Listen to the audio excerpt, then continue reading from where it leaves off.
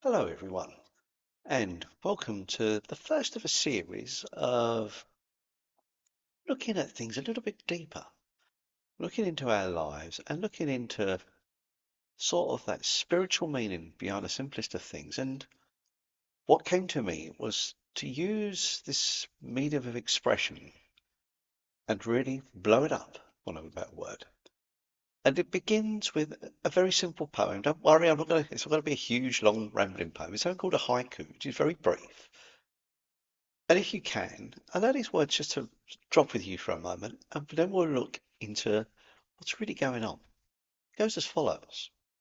Frozen emotions shall thaw under loving warmth into icy shards. I've got it all on here on my little trusty clipboard, and I'd like, just to go through each one of those. So think frozen emotions. And when I think of frozen emotions, things being stuck, frozen, drawn to the heart. I don't know about you guys or ladies, but I'm drawn to the heart right there. And the worst thing we can do is lock those emotions away, those feelings away under like this incredible ball of ice.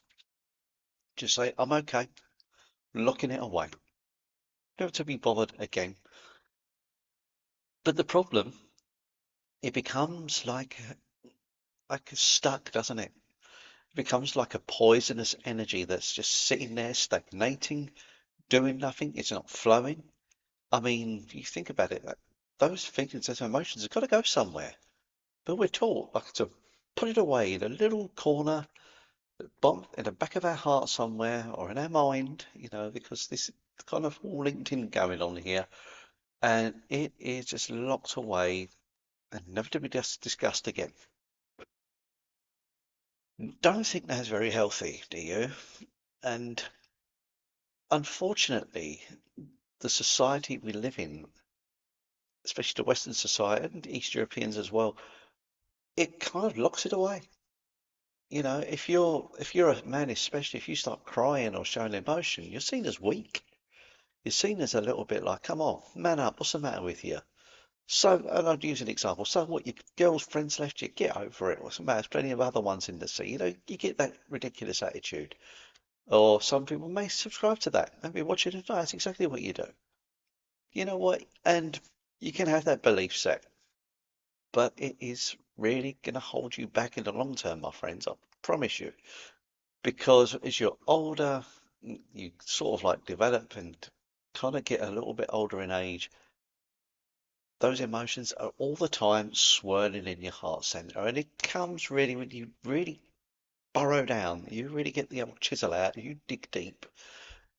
It's something that's been around a long time, hasn't it?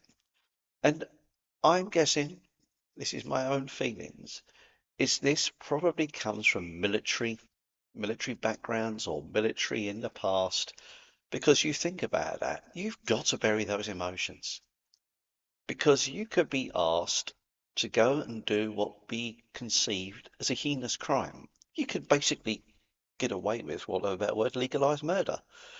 Because you've been told that it's all part of the national good or whatever, or the common good. Could be the Lord who's told you that, this other vessel must die in the name of the Lord, of the King. And you would do it without question. You would come along and commit these barbaric acts, but it's all for a common good. But to commit those acts, you got to turn that off. You got to turn those emotions off. It's got to be frozen. You become almost a machine, don't you? And it's like becomes then ingrained in our society because when those soldiers go home afterwards, they've been taught to sort of like, have that stiff upper lip and sort of like be strong, don't be weak, don't show weakness. But guys, we're not at war anymore. The wars have done, the fighting's done, and I think that's probably where you find so many problems is when those soldiers or whatever are integrated back into society. They don't have those coping mechanisms because they've been turned off. They've been, you don't need that. You're a man of war. That obviously is an extreme case, and you say, well, Gary, I'm not no blooming soldier. I've never fought anyone. Yes, but that kind of belief set is ingrained in society, isn't it? Especially with men and also women as well. Let's not kid ourselves.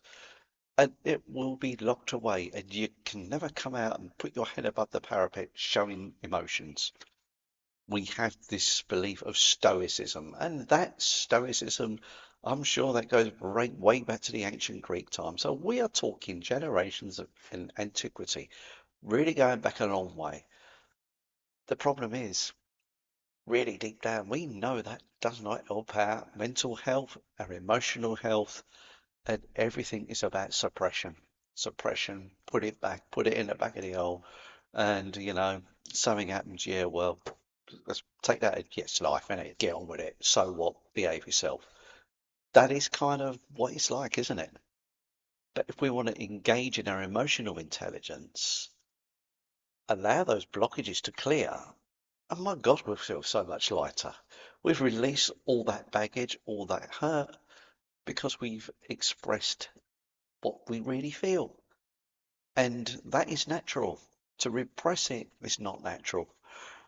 But I know I'm a lone voice in a big thicket of wind coming the other way saying, no, no, that's exactly what you do.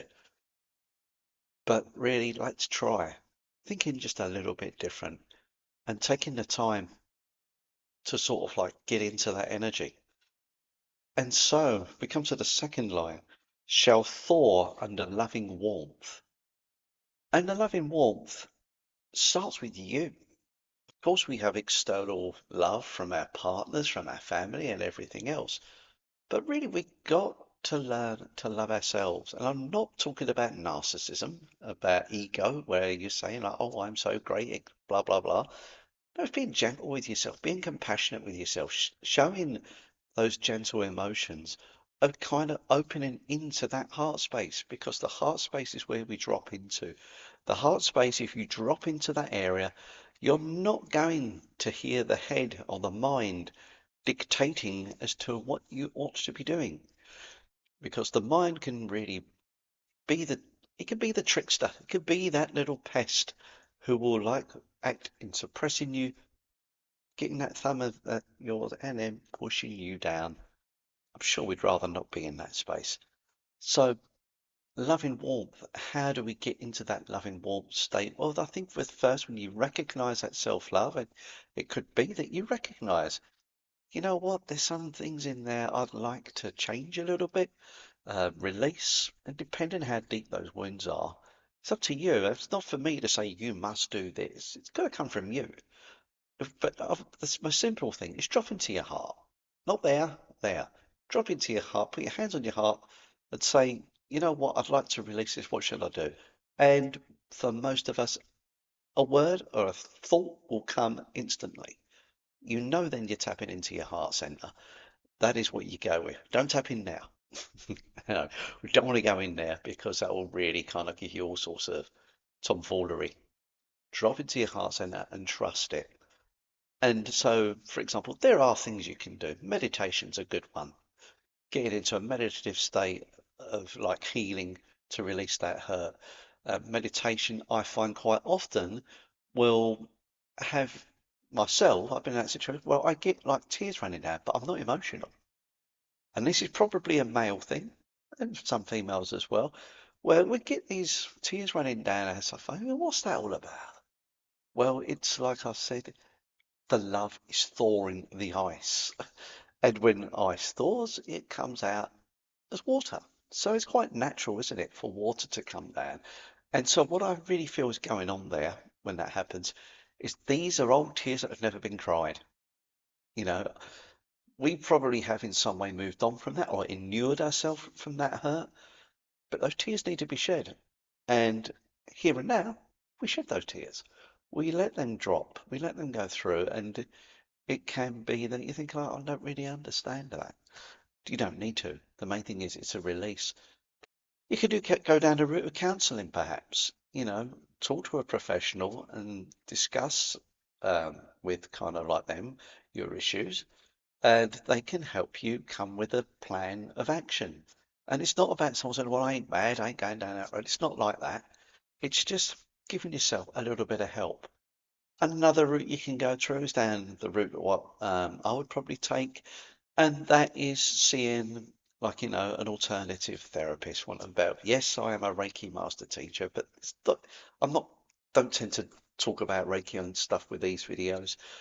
It's an option you've got. So maybe consider someone, a therapist, a Reiki, someone who works with angels or crystal healing or whatever you are drawn to. Maybe you could do that. Believe you me, I've actually had people on the couch, and yeah, it's mostly women, but sometimes men as well. And when I get to this area around the heart, I kid you not, it stirs up emotions. It makes people kind of like suddenly burst into tears. I can't understand why. And I can tell you why. They've been hanging on to this hurt for so long, and the energy will come through and just push it away. I say, come on, like a like a raging river. Push that away. Why are you holding on to this? It's not serving you. And nearly every time afterwards, they'll be feeling so much lighter, so much better in their energy, really kind of feeling themselves again. Isn't that so much more preferable than holding on to that hurt? So consider that. And fourth, and this what could happen as well, because just imagine you're getting all sorts of heart issues, and this is what happens, guys, if you hold on to this rubbish, especially if you start getting into anger and all those hatred and everything else. It is battering your heart like a blooming demented sledgehammer, really squash, bang, bang, bang. And no wonder we have so many health problems with our hearts. Obviously, I'm not going to disregard food and all the other rubbish that we find ourselves eating. Of course, that contributes. But equally to blame, let's not kid ourselves, is this energy as well that comes in.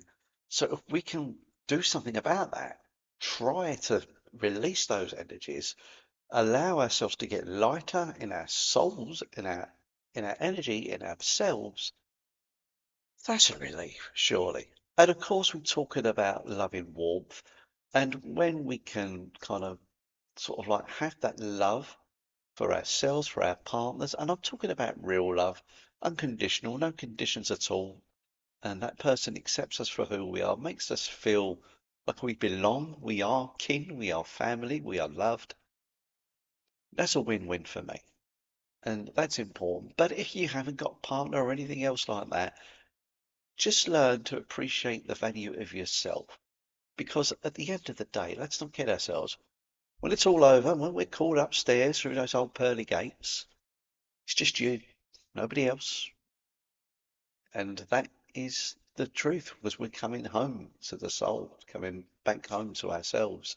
There's nobody else to talk to, just really literally you. It's you that's all that counts. So if we can show appreciation for ourselves, and let's put this little bit of advice out to all of us out there right now. Stop beating yourself up. Don't worry about the things you think that you do wrong. Let's focus on what you do right, and I promise you there will be plenty of those. And then we come to the final line, into icy shards. That's really what we want to get into, that state, don't we? We wanted to get into that energy, but we've got to that point where we can say, yes, got to that point, the tears are running freely. I've unlocked this burden. I feel lighter in myself. I've got energy again.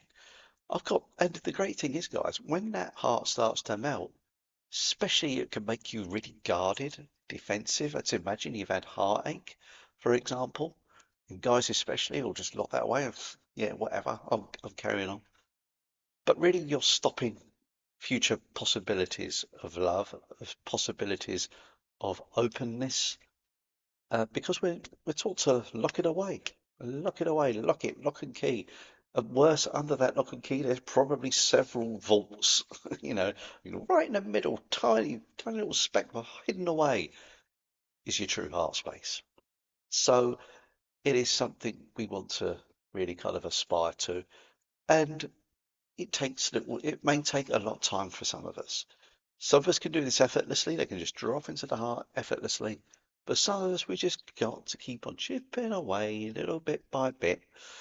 And eventually those sort of like RC shards will go like little icicles just peeling away, opening up yourself, your life, your light, because that's what we really want to do. Tap into that loving space, you start to shine again. And especially when you feel like you're covered in this cloak of darkness, suddenly you start feeling brighter amongst yourselves. Isn't that what we want? Is that, or would you prefer this? I'm all right. Yeah, no probs. Fine. Don't worry about it. You split up with me. Yeah, it's all right. Don't worry, mate. So I'm fine. It's no problem. Not a problem. Stop pestering me about it, will you? You know, that is really kind of like the energy that we probably may want to shy away from. But I know that for some of us, that is really tough. Really tough to admit that things maybe are a struggle. There is help out there. There is always help out there. And, sometimes we just need to reach out. Take the time to reach out. I'll go in the old Cockney Sparrow here because I am the spiritual Cockney. Do yourself a favour, sort it out, mate. That is what we can certainly do.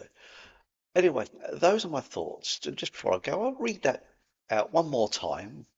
Frozen emotions shall thaw under loving warmth into icy shards. I thank you so much for taking the time to be here today, and I hope you're enjoying these videos. Please, as always, leave some comments. Let me know if this has helped you. Maybe you've got some tips you'd like to share of how you can kind of like open up and share that wisdom. Because I'd love these videos to really start getting a bit of a community feel. It's not just about me, it's about the viewers, it's about those who are actually taking the time to watch this. And that's why my gratitude goes. So thank you so much. And I shall leave you anon.